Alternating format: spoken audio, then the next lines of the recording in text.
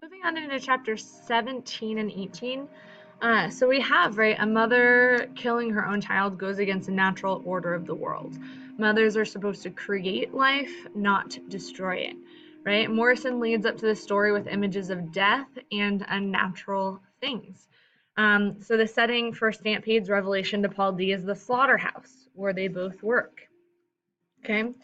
Setha appearing in the news is unnatural, right? It was rare for slaves to appear, or ex-slaves to appear in white newspapers, unless they did something terrible. So Paul D, right, he's not easily shocked after his horrible experiences in his past, but he is horrified by the nature of Setha's crime and her inability to comprehend why it's wrong, right? Um, and he doesn't understand how she can't see the fact that killing her child is wrong, right? But Setha isn't, she's not ashamed, right? She says, the climax of the novel, right? Setha's story ending with, I did it. I got us all out, right? She celebrates her ability to shelter her family. She's haunted by it, but she holds to the fact that she was protecting her family and she was doing the best thing she could do as a mother, and that for her, death was better than slavery, right? Um, and the pivotal scene ends with Setha asking Paul D, you know what I mean? And the epiphany that concludes book one pours out beyond language, outside the domain of human connection, right? No, no, no, no, no. This is the middle of page 192, right? The power of language reversed, right? The metaphor of hummingbirds piercing her brain into a desperate course of action. Okay, so this is, when she's going through, she's telling the story, right? You guys make sure you read this chapter really closely, right?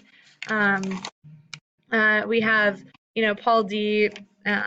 He's talking through, he's hearing the story, trying to figure out who Setha is, right? And Setha, this is again 192, right? And she says, because the truth was simple, not a long drawn out record of flowered shifts, tree cages, selfishness, ankle ropes, and wells. Simple. She was squatting in the garden, and when she saw them coming and recognized schoolteacher's hat, she heard wings. Little hummingbirds stuck their needle beaks right through her headcloth into her hair and beat their wings. And if she had thought anything, it was no, no, no, no, no, no, no. Simple. She just flew. Collected every bit of life she had made, all the parts of her that were precious and fine and beautiful, and carried, pushed, dragged them through the veil, out, away, over there where no one could hurt them. Over there. Outside this place where they would be safe. And the hummingbird wings beat on. Setha paused in her circle again and looked out the window, right? This is shifting back and forth. She's telling the story and going back to that moment. She remembered when the yard had a fence with a gate that somebody was always latching and unlatching, and the time when 124 was busy as a way station. She did not see the white boys who pulled it down, yanked up the posts, and smashed the gate, leaving 124 desolate and exposed at the very hour when everybody stopped dropping by. The shoulder weeds of Bluestone Road were all that came toward the house. Okay. And so she's saying that that's all she thought when she saw them coming, right? All she thought was, no, no, no. How can she protect them, right? How can she protect them? And so this is the bottom of 193, right? This here is Setha. This is Paul trying to figure out who Setha is. Who is this woman, right? Learning the truth, he finally perceives her as a different woman. He condemns her for wrongdoing and he erects a barrier between them, right? At the bottom, he says, this here Setha, he says he was wrong. This here Setha was new, right? Keep going down. This here Setha talked about safety with a handsaw, right? That's how she protected Beloved, was with a handsaw, slitting her throat. That was how she saw she could protect her child, right? He said, this here Setha didn't know where the world stopped and she began. Suddenly he saw what Stampede wanted him to see. More important than what Setha had done was what she claimed. It scared him, right? That she claimed that she was protecting them and she'd do it again, right? He says, your love is too thick, right? Too thick, this is on 194. Love is or it ain't. Then love ain't love at all, right? And near the middle of the page, he says, "You got 2 feet, Setha, not 4," he said. And right then a forest sprang up between them, trackless and quiet, right? So I want you to think about the significance of what he's saying to her. Think about this whole time they've been treated as animals. They've been treated as less than animals. And what does he say to her, right? You got 2 feet, Setha, not 4, right?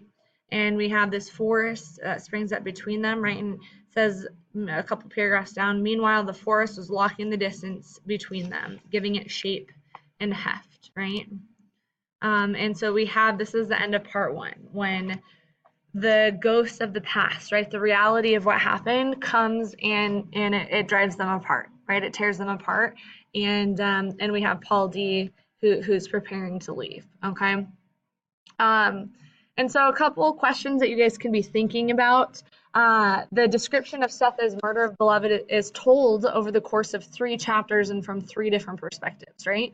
So I want you to think a little bit about from whose perspective is each chapter told, and what is each character's response to Setha killing her child, right? I want you to think about that. That's part of what I want you to address in the Socratic tomorrow, and talk about what might be the author's purpose for presenting this single act from multiple viewpoints. And then what does Paul D mean when he thinks that more important than what Setha had done was what she claimed?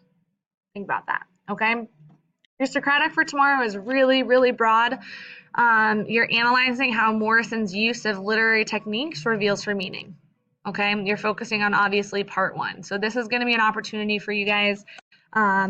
You're going to be, Miss Kanawi will be grading you guys tomorrow, and she'll be grading for participation, making sure you contribute, and then also for analysis, right? She's going to be saying, are you analyzing literary techniques? But I really want you to see this as, I don't want to see you to see it as pressure of needing, to participate, as much as bringing your ideas and trying to figure it out with the group. So far in part 1, what's happening, right? Bring in some of your ideas, the connections you're making with some of these motifs and themes and symbols, and you're trying to attach meaning to them.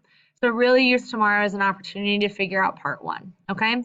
You have the rest of the class to be working on preparing for this, so we can leave this prompt up on the board, and you have just make sure that you're individually working on preparing for this for tomorrow. Okay, good luck, guys. I wish I could hear all of your ideas and your thoughts, but get going. I'll be back soon.